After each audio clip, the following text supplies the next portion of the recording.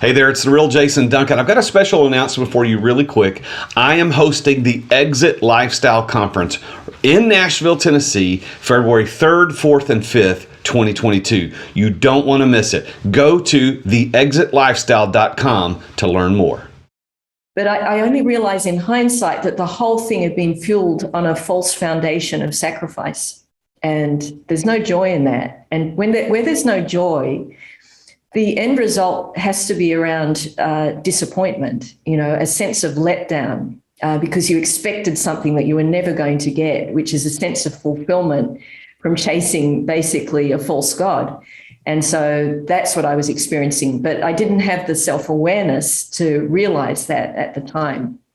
Do you think that had, because you actually said at one point in our conversation that what you were doing was not a passion of yours, although it was providing income and it was a creative outlet, but it wasn't passion. You weren't passionate. Do you think that that's what that really was all about, is that you don't feel like you were operating in your, what I refer to as your superpower, the thing that you're uniquely qualified at, good at, gives you energy, and that you just get joy from? Yeah, absolutely. Most definitely.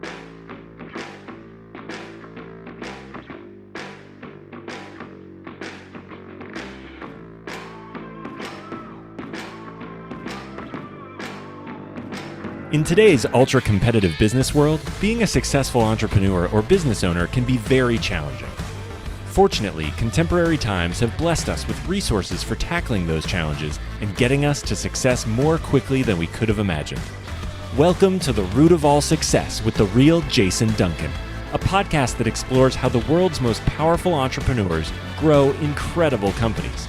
This podcast looks at the 5 keys to unlocking success as an entrepreneur.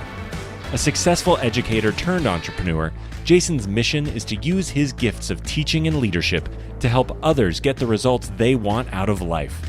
Join Jason every week and learn the keys to grow a truly successful business. So welcome back to another edition of The Root of All Success. I'm the real Jason Duncan. As you heard in the intro, I'm interviewing super successful entrepreneurs about how they became successful. We'll talk about what they believe success is. And that's what this show is all about. So to give you information so that you can use the same keys that they unlock success with, you can use them in your life as an entrepreneur. So I've got an amazing guest for you today. I'm going to introduce her in just a moment. But as you can see, if you're watching this on YouTube, I'm at my home studio here at Dunhaven in Gallatin, Tennessee, just north of Nashville, because my guest is in Bali, Indonesia. So she couldn't make the flight over just to do the show. So we decided to do this by Zoom. So thankful to the Zoom technology. I also want to give a shout out to the C-Suite Radio Network for helping us be syndicated on all podcast players. So no matter where you're listening to this, thank you for tuning in. Thank you for subscribing. If you haven't hit the subscribe button, make sure you subscribe. And then finally, please go leave us a review, especially if you think it's a 5-star worthy podcast, because the more 5-star reviews we get, the further up in the rankings we go, the more people get to hear the show, the more interesting guests reach out to me and say, hey, I want to be on your show, and the more value you get. So really, if you leave that 5-star review, it actually makes this show better, believe it or not. So thank you for doing that. And again, if you haven't watched this on YouTube, you can go to youtube.com/TheRealJasonDuncan. And there's tons of content that I put out there every single week. But there's the 2 shows I release every single week will be right there for you to watch, just like this show today. So my guest today is coming all the way from Bali, Indonesia. She's actually an Australian, moved to Bali to escape a little bit of the craziness that's going on in Australia, but her story is going to tell us a little bit about more why she originally moved to Bali for school for her kids. We're going to talk today with Janet Hogan, and you can find her at janethogan.com. That's Hogan, janethogan.com. And she runs a coaching platform called The Fifth Door. And I'm not going to give away all of what it is that she does right now in the intro, but it didn't start that way. She's had a 40 plus year career being very successful in the entrepreneur space with millions and millions of dollars of earnings and millions of dollars of loss. And we're going to talk about how she started in the restaurant business and moved into going back into W-2 employee land, and then starting an advertising agency, and then doing land development.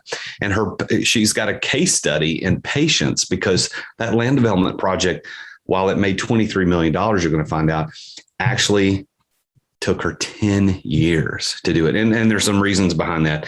And then the '08 crisis kind of changed her life. And then she started a wedding venue. And then ultimately, she's now a very, very successful and highly skilled coach, helping people figure out their identity and how to live in their best ideal life when they go through identity crises, specifically as entrepreneurs and high performing executives. So I want to welcome Janet Hogan to the show. Janet, thanks for being here.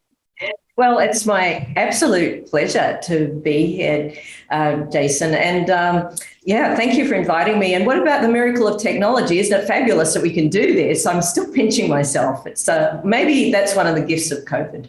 I had a friend. I've got a very good friend of mine, actually, who's been a Zoom customer for years. I don't know how many years. I just know he's been talking about it ever since I've known him, 5 or 6 years. And he's been talking about Zoom. Yeah, we need to do a Zoom meeting. And I didn't know what this guy was talking about. And now, of course, if you don't know what Zoom is, I mean, you're living under a rock. But I'm thankful for the technology. I'm also thankful that that I got to know you. You know, you and I were introduced through an organization that we both belong to. And, as it is, we reached out to one another and got to talking. And at the time, you were living in Australia. And if the listeners haven't picked up on that yet, you have a different accent than me. Mine's Southern, but yours is Southern Hemisphere. So, but we got to connect, and I thought your story was very interesting. And I thought, man, you would be a really fascinating guest. So not only do we get the pleasure of listening to a cool accent on the show, but we get to hear a really great story. So Janet, let's start with this. How did you get your start in entrepreneurship? Well, when I look back on my life, I have to say I'm really a bit of a serial entrepreneur. And I say that I was really quite opportunistic. And I'll explain why that's not a good thing in a moment. But a short summary is we started businesses because we could, not necessarily because we should. And when I say we, I'm talking about my partner of 40 years, my husband, Ralph. And so together we set up a restaurant, which did very, very well. And then just as that was doing well, we sold that. We then started up an advertising agency, which did really, really well. But just before it really peaked, we sold that. We then got into real estate development and did that really well, and made lots and lots of money, created a suburb. And all of that afforded us this fabulous mansion by the sea in an area in Australia called the Whitsundays, which is a bit like the Caribbean. Private beach next door, if you can picture that, aqua water, turtles bobbing up and down in the bay. And I realized that we'd spent all this time, we're talking decades now, working to the mantra of money first. And then through hard work and making money, we'll find our peace and our happiness. And so I got to this point where I had everything I thought I wanted and looked around at it and went, oh my goodness, why do I feel so empty inside? What's that all about? So feeling empty after you've been so successful in the financial standpoint, what was that about? What did that mean to you? Well, I totally get, Jason, that for some people, money is their motivation. And I absolutely understand that. And I also realize that as individuals, we have to know what our particular motivation is, because it isn't necessarily money for a lot of us. And I realized that essentially what I'd done was an act of self-sacrifice. That I thought, well, if I sacrifice myself on the altar of hard work, I will be rewarded, as if that was a noble cause. And instead, what happened, I got everything I thought I wanted, but it was a poison chalice in a way. And I didn't know what to do with that feeling of emptiness. So I did nothing, because what do you do? And I think, the universe or whatever the force is kicked in on my behalf. As the law of the wake-up call has a habit of doing. If you ignore the first one, it brings you another one that's even louder. And the following year delivered the Great Recession of 2008, the global financial crisis. So I was going to ask you about the timing of this. So you and Ralph have been married 40 years. Congratulations, by the way. That's an amazing feat. So good on you. Thank you. So 40 years together in business and in life and in parenting, et cetera. And you've got children too. I remember you telling me you had 3 adult children. Yeah, 3 daughters. And so we had all of that in place at the time of this, oh my God, what's life all about moment. And then you and Ralph had been very successful, but in the attempt to chase the almighty dollar, it just didn't seem to fit like what you really were made for. It sounds like, is that a fair explanation?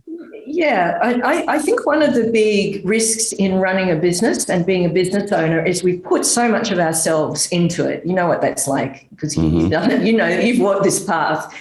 And so much rests on our shoulders. It's so different from being an employee. You know, we really do carry the responsibility not only of our own lives, but of our employees. It's a massive weight to carry when you think about it. So what tends to happen is not only are we wearing 6 or 7 different hats, you know, because we're having to be, you know, the bean counter, and we're having to be the client liaison person and the creative person, the producer, the operations manager, all these roles. That along the way, it's hardly surprising that we lose our idea of self. We absolutely bury this sense of identity. And so every time we would go to sell a business, the fear was, okay, well, now I have to confront myself and I don't know what that is. So before we even gave ourselves a moment of breathing room, we'd be diving into the next business. It was almost like staying busy was a way of avoiding who we really were, or you know, taking a look in the mirror, so to speak. That busyness and productivity and keeping the cash rolling in was a big distraction that stopped us having to identify, well, what are we all about? What are we here for? What am I here for?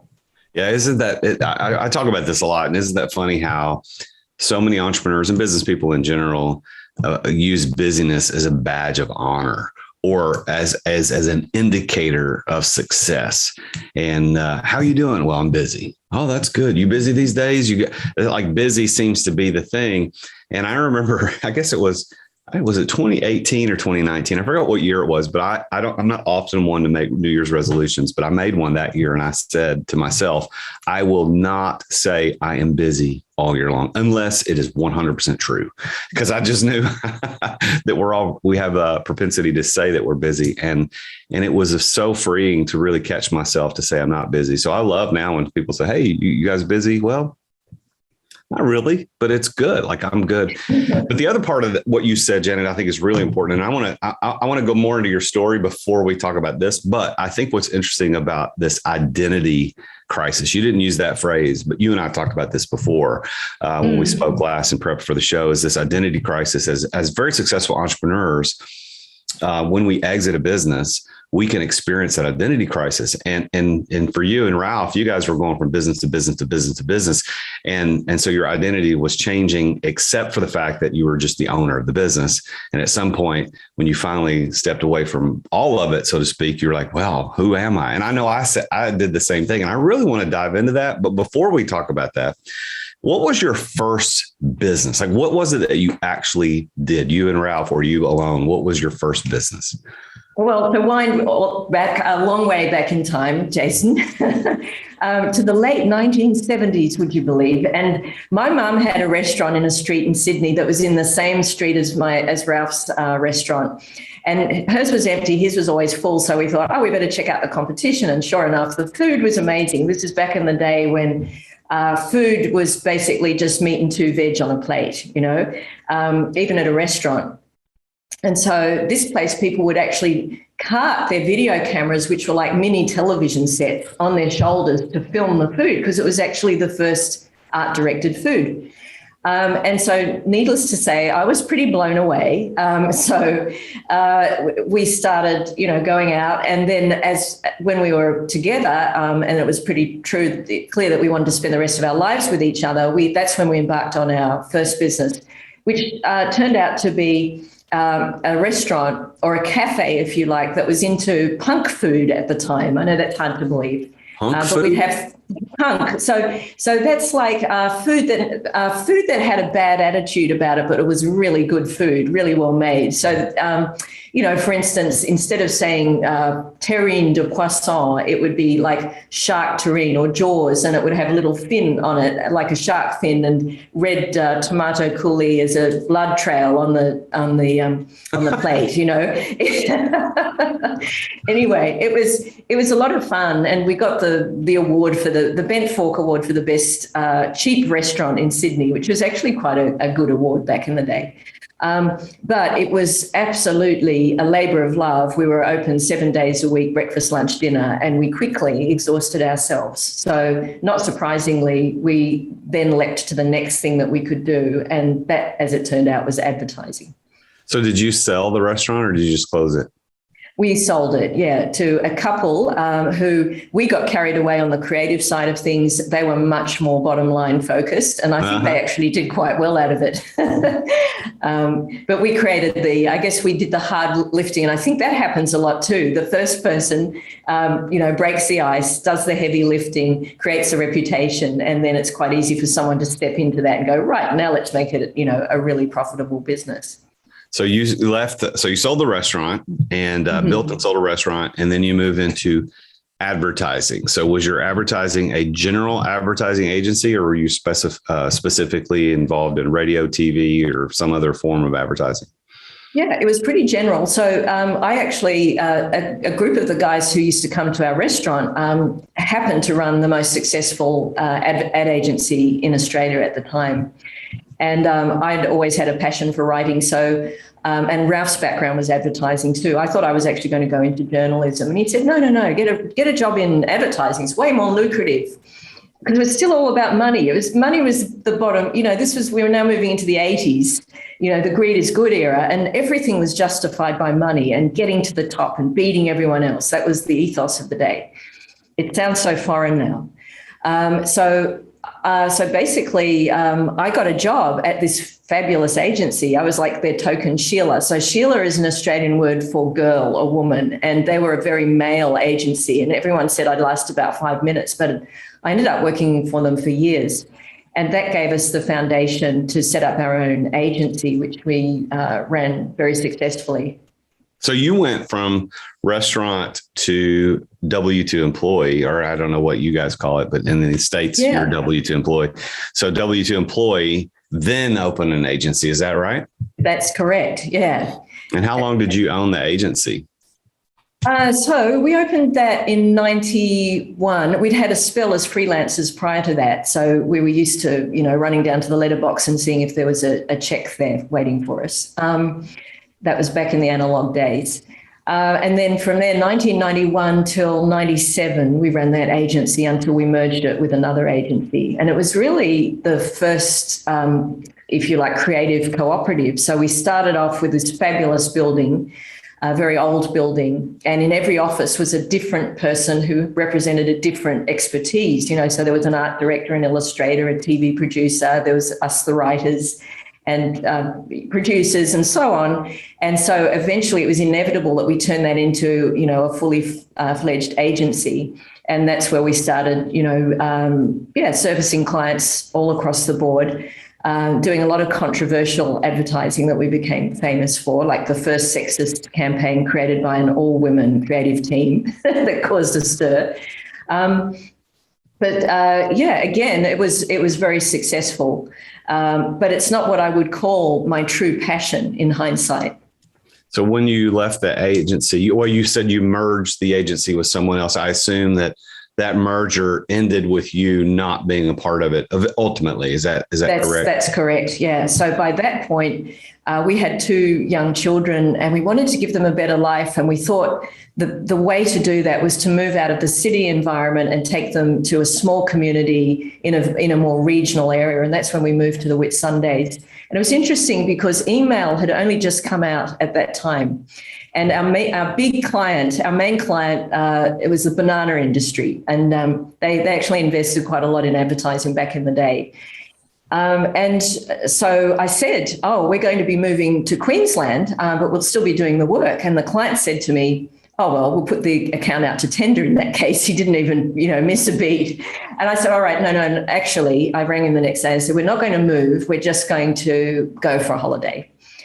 And I thought, how do we make this work? And so it was really I suppose one of the very early examples of working from a remote location. And I just had to fly down to Sydney every couple of weeks for client meetings and things. But what was interesting was we were so determined to make it work that we were far more diligent than we'd been when we were working and living in Sydney. So it was a case of, if you're motivated, you can absolutely work from home. And for some people, that just works better. And it was very good for us to be able to live in that environment. Isn't it funny? I mean, your career is long enough that you've spanned these decades of how things were done, when the fax machines and yes. then you're waiting on the checks in the mail and then the email and travel. And now, as we talked about just a few minutes ago, Zoom is now connected a global world to a global society. And so now we can do this, and it's not even a thought of, hey, you want to be on my podcast? Well, I live in another continent. I can't be on your show. Well, of course you can. Yeah. We've got technology to do it. So advertising, not your passion. So you moved on to something else after you merged, and evidently you've done pretty well financially. I mean, all the indicators are that you're doing really well. So what did you do next? So again, just looking for opportunity being the driver. And we came across this fabulous piece of land. It was about 120 acres right on the water. And we thought, let's buy it and turn it into a suburb. And so that's what we did. So none of these things we'd really had any prior experience at. And the secret there to do any development in an area that's regional like that, it's like catching a wave. It's great to buy it at the right price. So we bought it as a mortgagee sale. And then we had to actually wait 10 years for the market to be at a level where we could sell the blocks. There were 48 blocks in this subdivision. It was massive. We built 6 kilometres worth of road and all the services that had to be connected. And then we basically sold everything in a very, very short space of time. So again, that financially did really well. So then we got truly bitten by the real estate bug. And aside from that, I counted up that we bought, renovated, and sold 117 properties all in the course of our life. And so real estate really became a major part of our business portfolio. But what did you do for the 10 years while you were waiting? Like what was your business? So we were still servicing our advertising clients from the tropical paradise, while maintaining the facade of working in Sydney. There was an attitude then, Jason, of you don't deserve to be living in paradise while the rest of us are slaving away in the city. So we had to be very sensitive to that envy, if you like. So I would, the client would ring me up from where he was, and he was in another city, and say, what's the weather like in Sydney? And I would have had to have rung our receptionist beforehand to check what the weather was like in Sydney, because I know he'd always ask that question. And it worked fine. I mean, the only day it didn't work was when we were having a very heavy tropical rainstorm and it was very sunny in Sydney. And he said, what's that noise in the background? And I said, oh, it must be a terrible connection. It must be the telephone connection. But things that today you just take for granted, of course you can work from a remote location, were very unusual back in, we're talking 1997. I think that's, everybody can predict anything, but you don't know if you're crazy or smart until it happens. But I think that this whole work from home thing that we've dealt with now over the pandemic and everybody's been, essentially forced to work from home. And there are companies that are saying, hey, we're never going back to the office. And I don't think that's true. And here's why I don't think it's true. One of the companies that I own, we didn't have an office for the first 6 years. First 6 years of the company, everybody worked from home. Everybody did. And then when I got an office, the productivity went through the roof. I mean, everybody was feeding off the energy in the room and in the office. And it was camaraderie. We were friends, and we would go to dinners. We would do these things.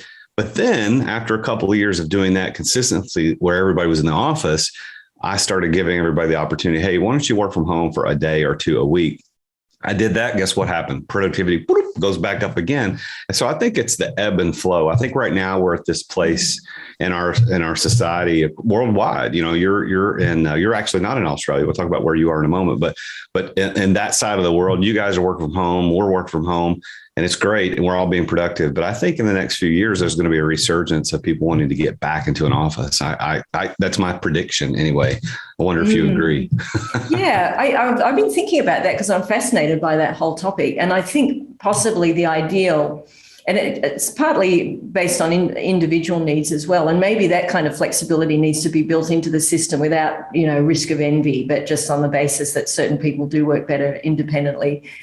But it feels like there should be at least a day where everyone gets together a week and brainstorms or whatever, reconnects. I know that, for a lot of people, just the commute is a big issue. Like, in London, I think a quarter of their salary goes into the commute or can go into the commute. So, there are major cost incentives around that too. But I feel, there's definitely a need for interaction with people in a physical sense. Yeah, I believe that, it is my belief that God created us to be social creatures, and we want to interact, which is one of the reasons social media is such a popular thing, even though it's not social in the real life social, it does keep people connected. Now, can you imagine, let's just think for a moment, if we were in a pandemic and everybody had to work from home and there was no YouTube or Instagram or LinkedIn, and we didn't have a way to continue to keep in touch with what's going on, and we'd all go stir crazy. We would be insane.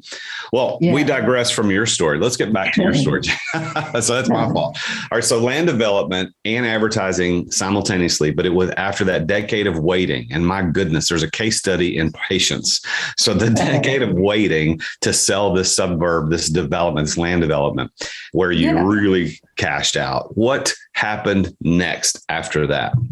It just felt like manna from heaven. At one point we were selling, I think in 4 weeks we sold 9 blocks of land. It was really, there was an amazing shift in attitude. And I think this was all brought on by, so we're now talking about 2004. The internet was pretty well established by that point. And so people were starting to get a taste of what it was like to decentralize. And with that accompanied this thing called, that first it was the sea change and then the green change. And so it was wanting to find, your corner of paradise. That's what it represented. And that's pretty much what we were selling. And that's what we created for ourselves. So essentially at the end of this very long road, we managed to build our place that was, the paradise that we imagined, that we dreamt about and, envisaged. For all those years. And finally it materialized. There it was. And I just never forget sitting in this kayak with my little daughter, Clover, who was quite young at the time. She would have been about 5, and looking at everything going, wow, we made this, and going, so what? And I went, oh no. I mean, then what kicks in is guilt for not being grateful, so then we beat ourselves up further. But I only realize in hindsight that the whole thing had been fueled on a false foundation of sacrifice. And there's no joy in that. And where there's no joy, the end result has to be around disappointment, a sense of letdown, because you expected something that you were never going to get, which is a sense of fulfillment from chasing basically a false god. And so that's what I was experiencing, but I didn't have the self-awareness to realize that at the time. Do you think that had, because you actually said at one point in our conversation that what you were doing was not a passion of yours, although it was providing income and it was a creative outlet, but it wasn't passion. You weren't passionate. Do you think that that's what that really was all about, is that you don't feel like you were operating in your, what I refer to as your superpower, the thing that you're uniquely qualified at, good at, gives you energy, and that you just get joy from? Yeah, absolutely, most definitely. And I think what can happen in a marriage or where you have, a couple working together is that you tend to, it's like teeth on a zipper, you mesh with each other, but it doesn't mean that there's an awful lot of compromise in that process. So I was very much the person that was making everything happen, but I was kind of burying myself in the process. One of the things I think we can fall into the trap of, Jason, is just doing something because we can, because we've got a skill at it. And I might have been a hopeless business manager. I really was. But I was good at other things and good enough that I would do them, but it wasn't really tapping into my creative side. So when you went, we'll go ahead and finish that, but I'll ask you about what happened after that. So finish your statement. I'm sorry to interrupt. Yeah. So this is the thing. I think when we don't really understand who we are, what our gift is, we always look to the external world for direction. We think, oh, there's a piece of land there. Let's buy it. We'll develop it. It's nothing is coming from an internal motivation. And so ultimately, it's going to be like eating, fairy floss. It's not satisfying. And so that's what was happening to me. There was no ability, say, for creativity in what I was doing. It was all about just going, oh, look, we're making this amount of money this year and this the next year, and getting our sense of significance from that. So you talk about the money was certainly one of the benefits of what you were doing. You were making, you use the vague term, lot of money.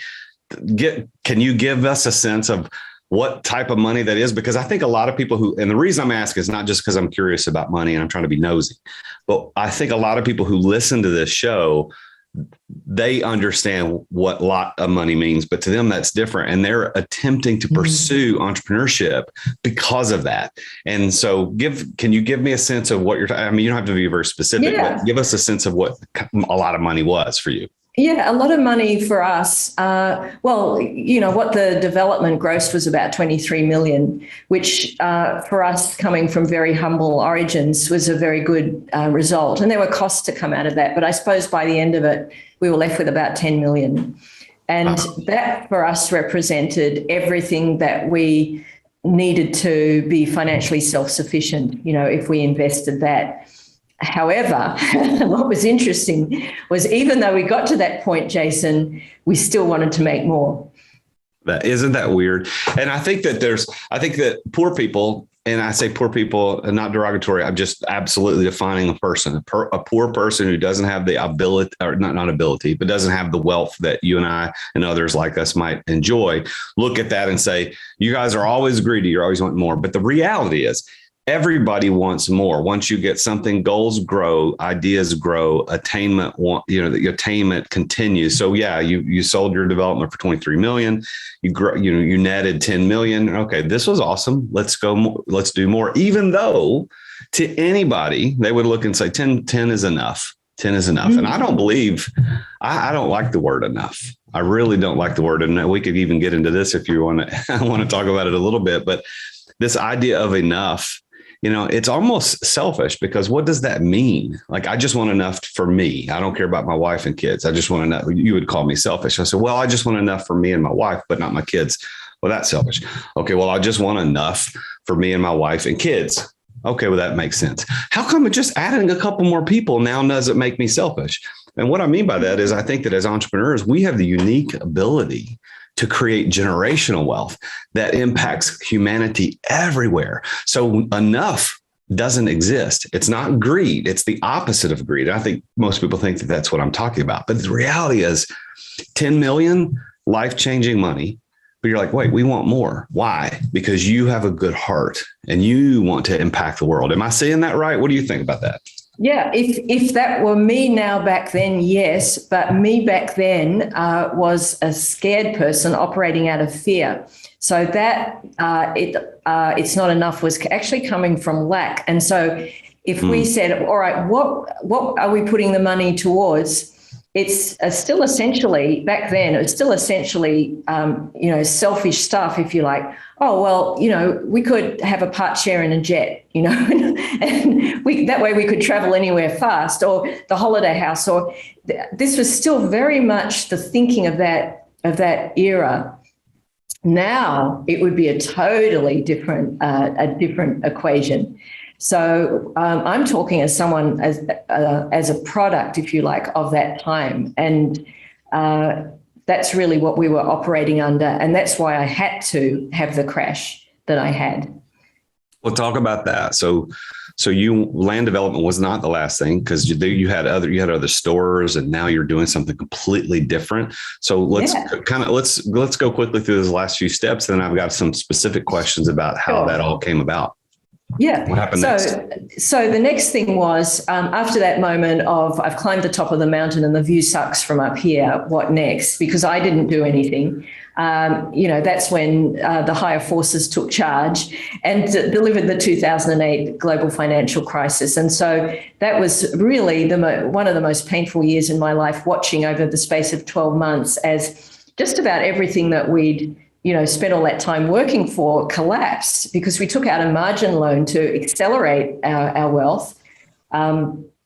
And so while everyone else was slowly losing their fortunes, ours kind of just vaporized, particularly when Lehman's went down. And so my sense of self was pretty much tied up in our net worth. Self-worth equals net worth. So when the net worth disappears, you go with it. And that's what happened to me. And that's where I really crashed. And that's where I had to ask the questions. Okay, obviously something is wrong in this belief that I've had. I don't know what the truth is. I don't know what values I should be pursuing, but I know that something fundamentally has to change. And it was that really, or a feeling of I'd rather not be here at all. And I think when we get to that point, we've got a choice really. We can either undergo physical death and leave all that pain and suffering behind for our loved ones, or a more metaphysical death where we have to let go of a belief that simply doesn't serve us anymore. What was your next business after that? Because real estate kind of fell out in 2008, 9, 10. So what did you do next? Well, we did the only thing we could do, which was monetize our mansion. So we had a $5 million mortgage and no income. So we took our mansion that we lived in, that we created, and we turned it into a wedding venue. And again, not because we should, but because we could. And so that's what we did. And we started holding weddings from our place by the sea. And Ralph and I, our lifestyle changed somewhat. We were living upstairs in the bedroom while everyone was partying down below to Red Hot Chili Peppers. Give it away now. All right. It was. I was still in shell shock, really, from the financial crash. So I had a bit of PTSD at that point. But we were managing to scrape together money, and actually, we started doing really well at one point. And we were winning the awards for the best venue, and we created systems around it. So weddings are very classically a mum and dad show. And so because we'd run, proper businesses, we were able to apply that thinking to what is essentially a cottage industry, and for a period of time do very well from it. So the wedding, now, if I remember your story correctly, at some point you moved from Australia to Bali during this time. Am I on the right time? Yes, timeline? You are. Yeah, you're keeping up beautifully, Jason. I don't know how you're doing it, but yes, we did. The lure there, by this time we had a third child, Clover, and I'd heard on the same day from two different sources about this school in the jungle that sounded like a paradise for kids. And it was created by a Canadian fellow who hated school because he had dyslexia. And so his mission was, I'm going to create a school that even I would have enjoyed going to. And so I thought Clover had just experienced a little bit of bullying. So this was just when Facebook was coming out. So it was about 2011, when Facebook was becoming bigger. And I thought, you know what, let's get her out of this environment. Let's go to Bali. And so enrolled her in the Green School. And it was a wonderful experience for her. But of course, what happens when you put that entrepreneurial spirit in a place like Bali, where you can create so much for so little cost? You just have to have an idea, and there's an abundance of very talented people here to bring it to fruition. We thought, let's branch out our wedding business to Bali, and that's what we did. And you did. So you're living in Bali. The mansion is still going as a wedding venue back in Australia. Things are going well. your children are doing well in school. Things are finally, at least finally might not be the right word, but there's some starting to come together. Everything seems right. But you're not doing any of that anymore, right? You're coaching people and helping people through clarity and vision and waking up. So when did all that begin? I hadn't actually started that work at that point, but what happened? We had this golden moment where we brought in a manager and we created the systems and processes, which of course are essential, that we could actually move away from the business. So we could, to use your expression, exit without exiting. And that was a moment of bliss where we would get up in the morning and go, oh my goodness, we're still making a great income from this business and we're not having to show up anymore. In fact, they really didn't want us to show up. It was almost like we were a liability. They were happy to just run the business without us. And that was a wonderful, example of being, unnecessary. And that lasted for about a year or 18 months. So you were able to pull off the old exit without exiting. That's great. So your business continued to give you the tax benefits and the financial benefits, but without the burden of having to run daily operations. And as you pointed out, and this is what a lot of my clients find out too, is that when you do this, your employees actually prefer you not to be around because they're like, hey, we got this. We got this. It's almost like teaching. You had 3 daughters. I've got a son and a daughter. And I remember teaching them both how to ride a bike. And I remember when I learned how to ride a bike as a child too, the dad, or usually it's the dad, but it could be you, the mom, but is pushing and holding the back of the seat and holding the kid up. But once the kid learns how to do it on his own, he doesn't want dad fooling with him. Like, leave me alone. I can ride the bike by myself. And I think our employees are the same way. We train them up. We give them systems and processes. They run the business. They're doing it successfully. They don't want you showing up and holding the back of the seat. They want you to go away. Exactly. So that's awesome. And I think the other danger of being an owner, because you are invested, and owners tend to be fairly creative by nature, is the big idea. So we would come in and say, we've got this great idea, and everyone would turn pale and go, no, we don't want any big ideas, because these projects really disrupt the flow of the business. So the business was absolutely better off without us. And when did you start the coaching business, which is what you're doing now? Well, the underlying fear that I had was, and I really experienced this at that crash point, was I don't have any idea who I am, and I didn't even understand that we needed to figure that out. And so Bali is an amazing place in that this is where people come to discover themselves. It's a renowned healing place, but also in terms of doing deep inner work, there are many retreats here, and it's a beautiful country, and they say it's got a special energy about it. It's one of the countries that was featured in the film Eat, Pray, Love. It was the love component, and it is like that. It's got this beautiful energy that you could say was quite transformative. Equally, it heightens everything. So if you're in a bad place, it will amplify it as much as if you're in a good place, it'll amplify it. So I essentially just became a very a greedy little retreat attendee and went to every seminar and workshop that I could to figure out who I was, and in the process created the program that I wished someone had given me when I was at the bottom of my dark pit, a lifeline essentially.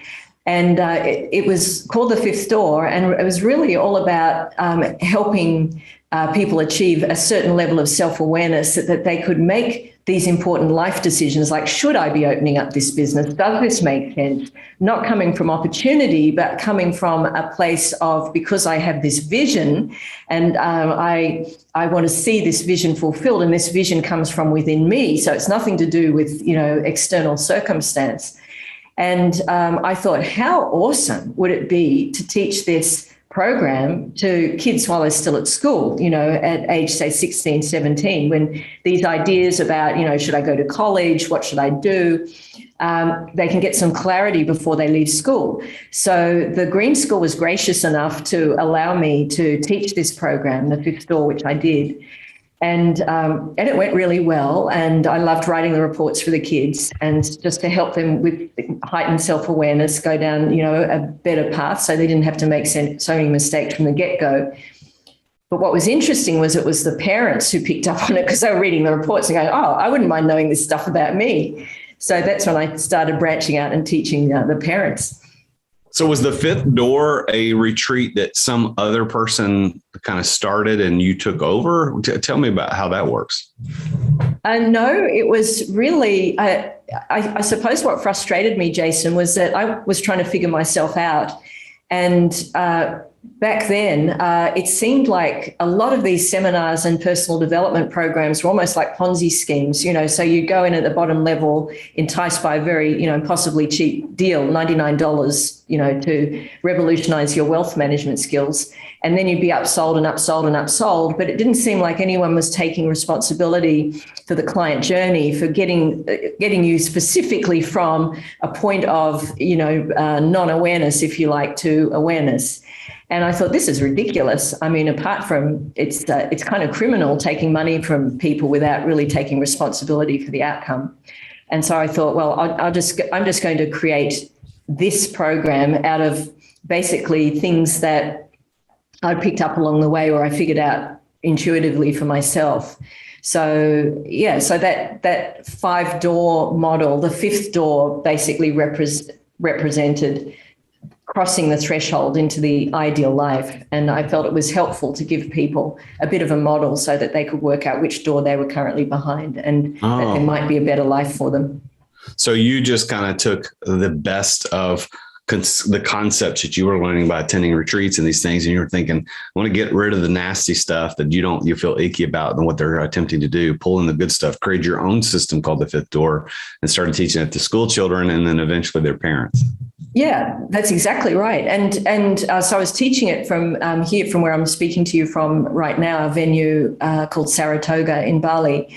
And what was interesting, the parental mix was very interesting. A lot of Americans, very wealthy people, billionaires, were sending their kids to this school because they wanted them to have this exceptional experience.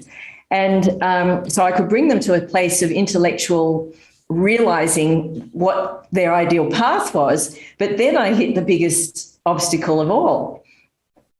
And the biggest obstacle I realized was that you can intellectually know something, but doing it is a whole new thing. And so I went, okay, we've got this problem. It's called inaction. What do we do with it? And you help them figure out the action. Well, this is where we get into the psychology, and this is the work that really fascinates me. Okay, so we can have an idea and we can go, I'm going to set this goal and I'm going to use my willpower to achieve it. But then for some reason we self-sabotage. And so the question is, what is that all about? And I thought, what if we could reverse engineer inaction? Where would that lead us? That's really, really interesting. So what is it that you specialize in working with people today? Is it around that inaction to action? Is that what you're doing? Clarity on that? That's really the prime piece, because I realized all the coaching and learning in the world is not going to do us any good if the foundation is false, if the foundation is rotten, if we're working from what I call a core destructive belief that is telling us why we can't have something. And so this is essentially, at its essence, it's shadow integration work. It's finding out, okay, what is it that's stopping us from achieving? And the good news is it's nothing external. It's as much as we can think the world might be working against us, particularly now with all the pressures that are on, the good news is that all of this is within us. And because it's within us, we can actually control the outcome. We just have to be prepared to do the work to find out what it is that's stopping us from really achieving our potential. And when we can do that, the wonderful thing is by confronting the pain of that pain really transmutes into passion. So you've used that word passion again. So I want to talk about that here in a minute, but I've got a question about something. So I'm looking at my notes I wrote down while you were talking. You go from restaurant to employee to advertising agency, mogul, land development, and then the crisis in 2008 just vaporizes your wealth. Try to figure out what to do. The wedding venue seemed like the thing to do. And then that led you to eventually, when you exited without exiting, to figure out what you really wanted to do in life, which was do the fifth door, which is training, coaching, as you just described. Here's my question for you. You've been successful, at least from my seat, looking at you. You've been very successful, but how would Janet Hogan, how would you define that word success? So success for me is doing something that fulfills you, that also solves a problem for others. And it's bringing together the three essential factors, which is something that you feel passionate about, something that you're wired to do, that you're truly excellent at, and then applying that to add value to the lives of others. And it's very easy to get just two of those things and not all three. But if you can get the trifecta, that's when you're really moving from wealth accumulation to prosperity. So the difference is we were in the wealth accumulation space and it was all about us and the wealth stopped there. What I love about prosperity is that this is where you transition to living in exchange. So you're in a constant state of giving and receiving. And the receiving isn't just about financial receiving, although that's an essential component, but it's also receiving the fulfillment that you get from adding genuine value to the lives of others. As they say, when you heal someone else, you're healing yourself at the same time. So it's the gift that keeps giving. That to me is true success. Well, with that as a backdrop for the definition, do you consider yourself to be a successful person? Yes, absolutely. In that I wake up every morning wanting to get out of bed, not because I'm being pushed, but because I'm being pulled. And the more I do this work, the more I find myself zeroing in on really that sweet spot. And so it's a process of eternal discovery too. I can't compare my life now with how it was. I'm not making the tens of millions of dollars that I was, but I also realized I never really needed that share in the jet or the holiday house. So my life is much, much simpler on a material basis. Yet I could live anywhere and I love the gardens here and it's absolutely beautiful. But my focus really is on showing up. That's what it's all about now. Well, I really, really like your perspective, Janet. It makes me like you even more now that I hear all of the story. So the listeners to my show know in the root of all success, I talk about, and I always ask the guests their definition of success. And I don't think I've had the same definition ever in all the shows I've ever recorded. And all of them are good. They're all really good definitions, just like what you gave. And I always talk about these 5 keys that I believe that lead to success. And I think I've heard in your story where these 5 keys are showing up. And I'm going to spend the last few minutes we have together kind of diving into those things. So listeners to the show know that I talk about these 5 keys to success, and I'm going to list them very quickly. The first is passion, which we're going to talk about because you've used that word 3 times in our show, right, so far. So passion, being at the right place at the right time, knowing the right people, preparation, and then plan. And those are the 5 that are talking. They're all start with P because it helps me remember them. As a former school teacher, I know, and as a former pastor, I know alliteration helps. So, so you use the word passion more than anything else. So I want to talk really fast, and I'm going to spend the most time on passion.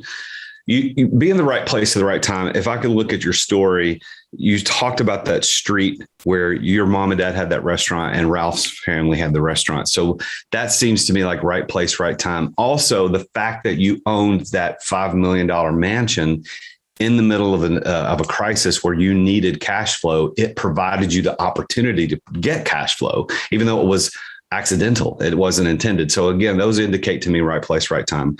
The right person, Ralph seems to be kind of an interesting guy and the right person. There are probably other people in your life you could point to like that. Had that person not been here, I wouldn't have been successful. You've mentioned several times about how you did it not maybe because you should, but because you could. And I think that indicates a level of preparation, because had you not been prepared for that moment, you wouldn't have been able to could do it. Like forget should, you couldn't have done it. So I think that indicates preparation. And the final is a plan. I think you parlayed your financial success in every area, which is what plan really means, is how do you financially deploy your ideas. You've been able to plan that. So all of that I see, and you can certainly agree, disagree, add color commentary, but I really want to talk about passion. But before I ask the passion question, what do you think about the way I analyze those 4 other keys? Do you agree the way I'm seeing it? Yeah, I totally. And I see that different behavior profiles, if you look at Myers-Briggs, for instance, some people are planners and others aren't. And when you said the word planning, that was the one piece where I went, I'm not a planner. I tend to, I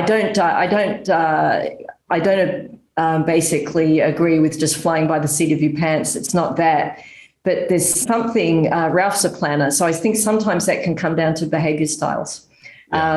Whereas I seem to just, honestly, I live by faith that things do turn out for the better. And I feel that faith replaces fear. And fear is a pretty, you can pretty much assume if you're running on fear, it's not going to end well. So my planning comes from that faith that I have that things will ultimately work out. You and I are more alike than I knew, because you and I, the way you just described that is how I live my life. I am very good at flying by the seat of my pants, although I don't recommend it for most people, because most people can't act, that don't execute at a high level when they're acting like that. But I think that the way you described it, you and I are very, very similar. I, too, have faith that things are going to work out. Like when I exited my big company to go do other things and start other companies, like how many times have I checked in on them? Very few, not because I shouldn't, but because I really have faith that they're going to do the right thing. But let's talk about passion. So you use the word passion 2 or 3 times. And here's my sense. I have a sense that the way you're describing passion, you're describing the emotional side of passion, the sheer joy and attraction and connection that you have with the thing that you're doing. You mentioned that when you were doing advertising, it wasn't your passion. It wasn't your passion in real estate, land development. But I think your eyes changed and your voice changed and everything changed. Your physiology changed when you started talking about the 5th door. So passion is actually a word that used to annoy the hell out of me because I didn't understand it. What I have come to realize about passion and why I feel it's so precious is that it actually comes from our pain. So we have to have experienced some form of pain, and we want to heal that pain. And in the healing of the pain, we find what we're truly passionate about. So it's coming from a heart-based place. And when I look back on my life and the pain that I was undergoing, which is kind of a pain of burying the self alive, that's how I would liken it to, but it's really the pain of self-betrayal. When we choose to put something ahead of the self, and what we've been put on this planet to do. And so when that's finally released and we can heal that pain by actually putting ourselves out into the world, that's when we tap into the energy of passion.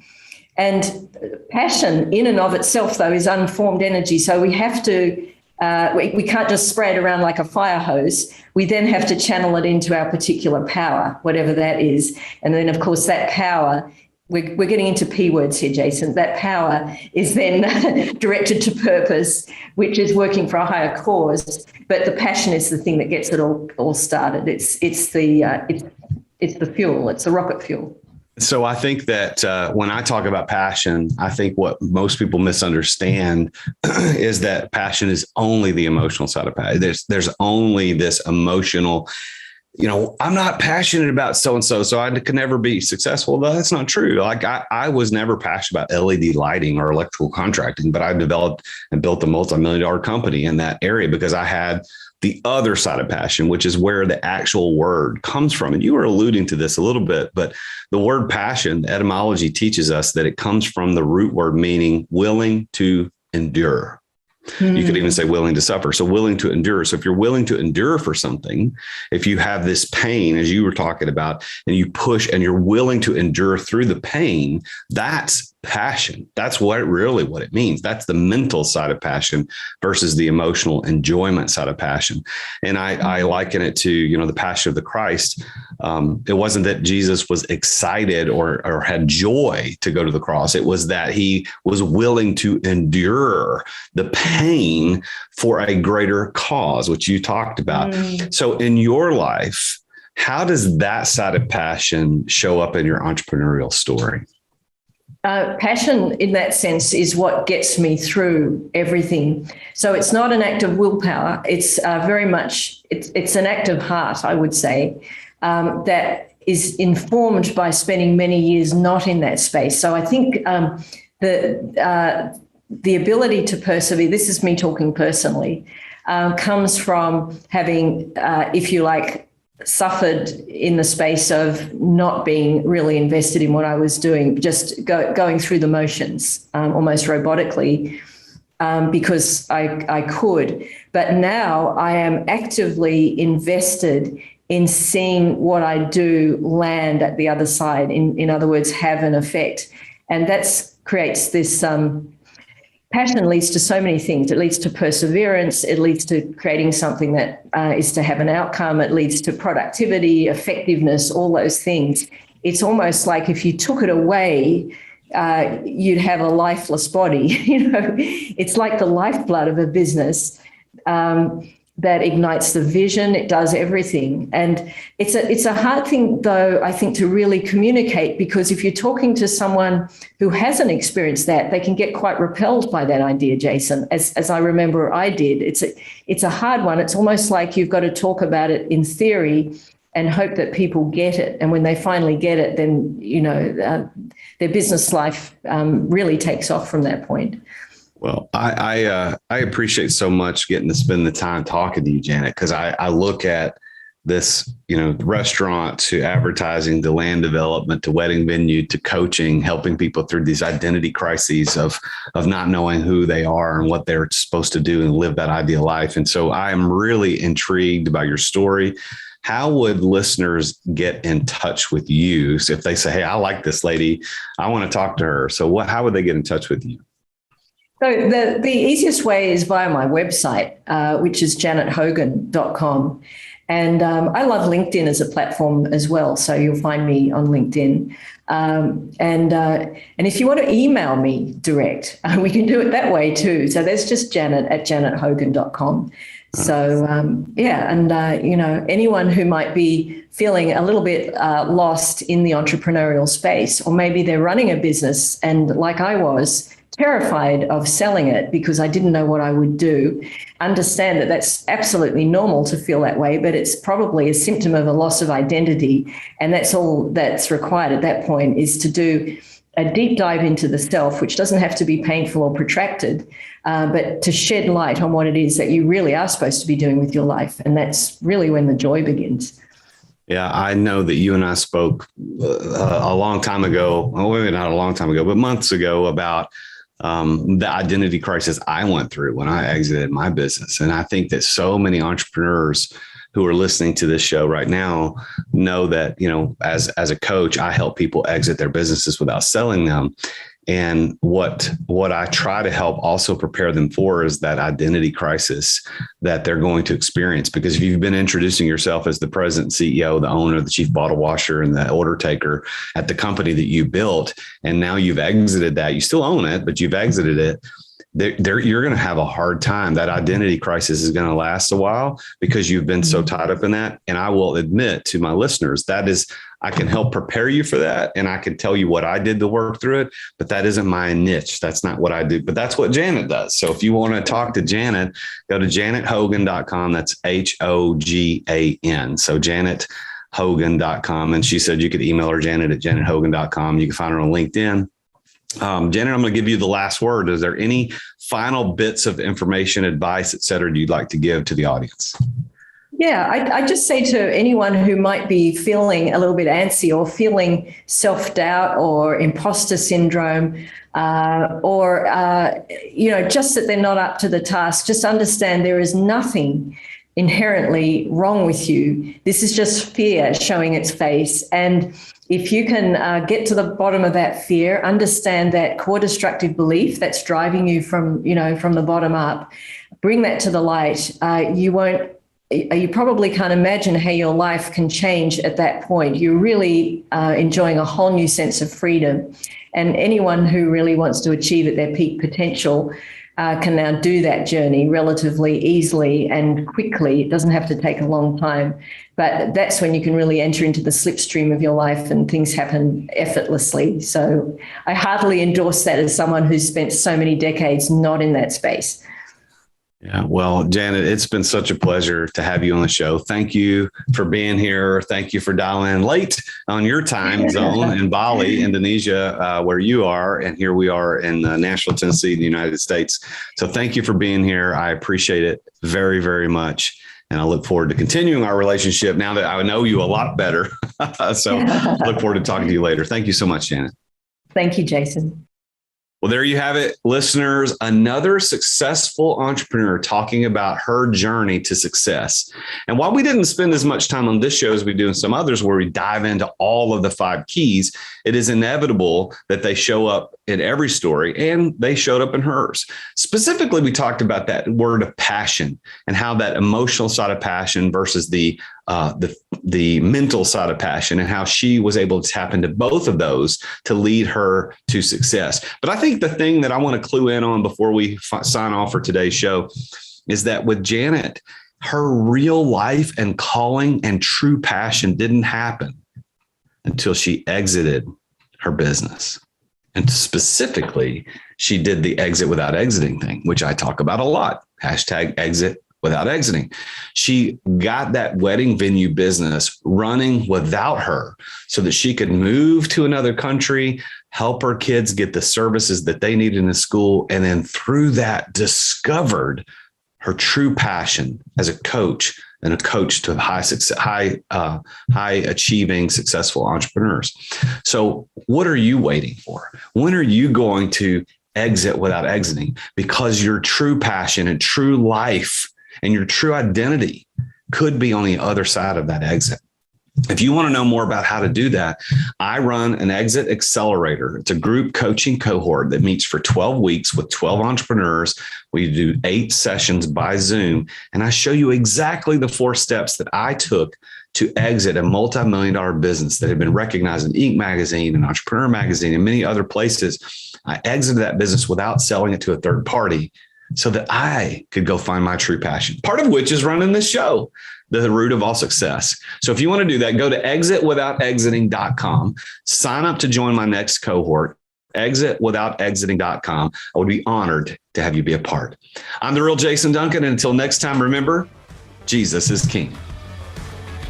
Thank you for listening to another edition of The Root of All Success with the real Jason Duncan.